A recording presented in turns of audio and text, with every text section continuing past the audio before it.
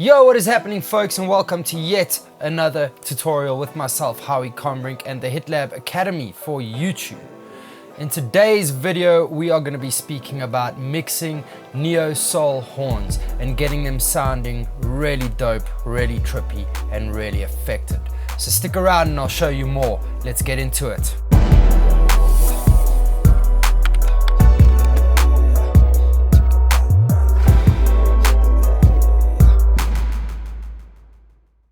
A while back, I was in Los Angeles and I went to the Viper Room and I watched this act perform. And this act had a solo trumpet player. But every time this trumpet player played, it was just this sonic wall of sound that just hit me, and it was just trippy delays and effects, and it was really, really awesome. So I came back to my studio and I tried to figure out how to create that within a record and a recording. So let's get into a project and look at some horns and see what we can do with them. Alright, so what we've got here, we've got a track that I'm currently busy working on, and we've got a little horn section happening just over here. We've got one melody and then one lower harmony on a solo trumpet. So let's have a listen to the solo trumpet part and see what we're working with.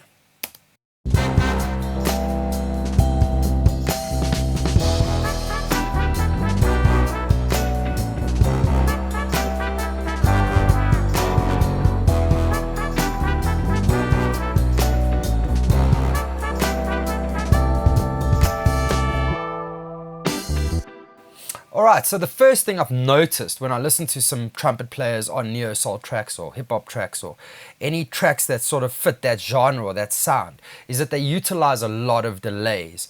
So let's head on over here to the actual bus that I've created for those two trumpets. I've basically sent the two channels into one bus and I'm working on one bus to get the sound. I've applied a little bit of UAD compression, a little bit of EQ, and a bit of J37 tape emulator. And within the J37, what I did was I just added a very fast slap delay, an 8th note delay, which naturally would be a 16th note delay, but it's an 8th note delay because the tempo of this project is set to double time. So let me solo these horns and play that delay for you so you can hear what it's actually doing to the horns. It's very short and it's simply there to enhance the size of the horns.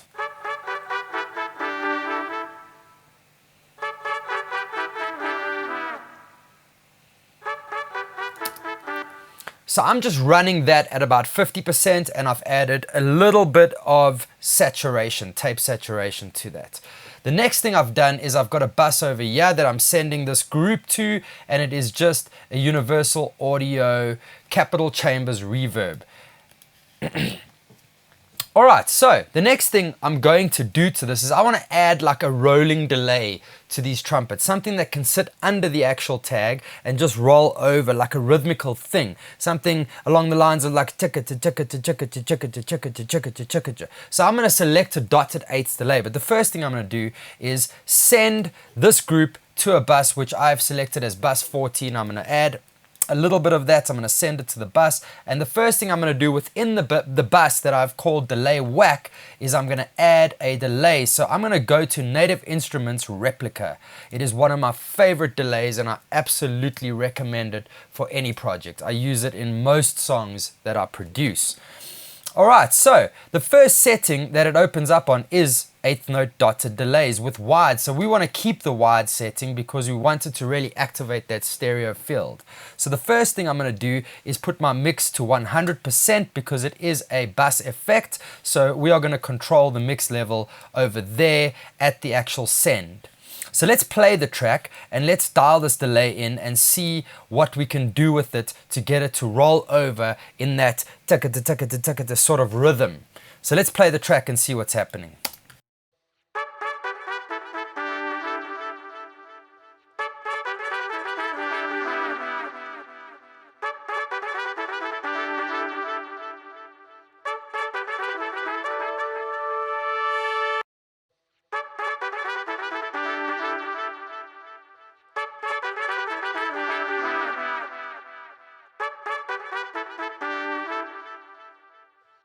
So that sounds really cool, but the delay is still feeling a little bit boring for me. So what I'm going to do within that same delay whack bus, I'm gonna add a flanger, and I'm gonna go straight to the stock Logic flanger, which is in the modulation tab of your plugins. So let's select that, and we are going to dial this flanger into the delay signal, into the delay bus itself. So the delay bus becomes a delay/flanger bus, which is controlled with one send knob, which is over there, which I've selected as bus 14.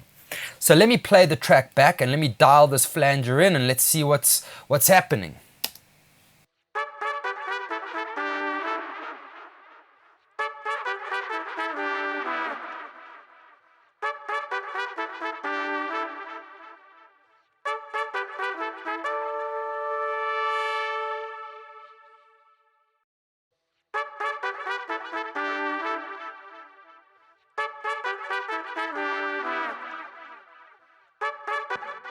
So that sounds really cool, but the only thing that's bugging me is that it's not rolling over as long as I'd like it to.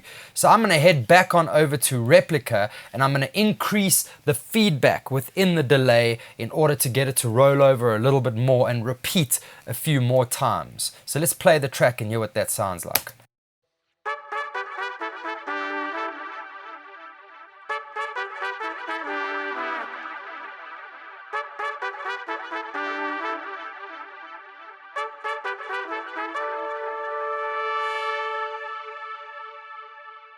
So I think that sounds really cool. Let me open up all the music and hear what that sounds like against the backtrack with these trumpet parts playing that tag with the delay and the flange on it. So let's have a listen to that with the music.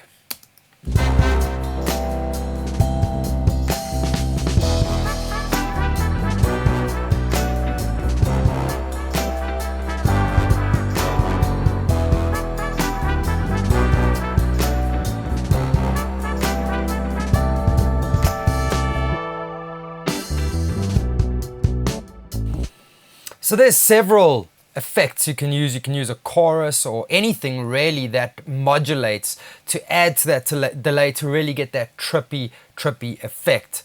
So there we have it, folks. That's how you can make your horns very quickly, very easily sound neo-soul-y or just soul-y or just cool in general, you know. It's a cool technique for any kind of music really that has a trumpet on, where you want the trumpet to feel not like a dry, raw trumpet.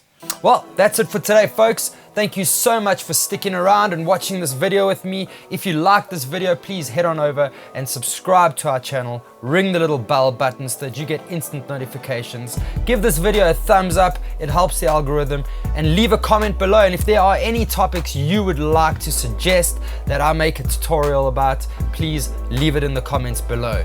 But folks, until next time, you guys have yourselves a good week, and I'll see you soon. Peace.